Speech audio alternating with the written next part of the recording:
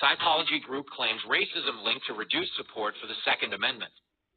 Regardless of race, gun ownership is pervasive amongst Americans, with 32% claiming ownership. The American Psychological Association on Mother's Day released a study claiming a link between racism and support for the Second Amendment. The study argues that white Americans who expressed high levels of anti-black sentiments associated gun rights with white people and gun control with black people. This was determined by research participants being quicker to match photos of white people to gun rights phrases such as self-protection and National Rifle Association, and photos of black people to gun control phrases such as waiting period and weapons ban. The study consisted of just 88 white Americans, 38 women and 50 men, 30% of whom were gun owners, and an even split between Republicans and Democrats.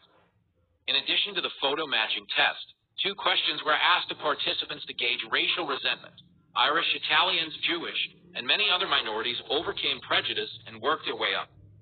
Black people should do the same without any special favors, and it's really a matter of some people not trying hard enough. If black people would try harder, they could be just as well off as white people. The study claims that while Republicans were more likely to make racially biased assumptions about gun rights than white Democrats, anti-black views had a greater impact on the findings than party affiliation. Regardless of race, gun ownership is pervasive amongst Americans, with 36% of whites, 24% of blacks, and 15% of Hispanics claiming gun ownership.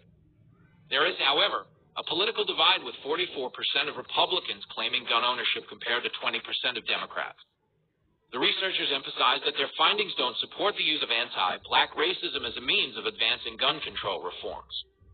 An attempt to politically weaponize racist beliefs expressed toward black lawful gun owners would be short-sighted and could dangerously infringe upon the rights of black people instead of focusing on saving lives from gun violence.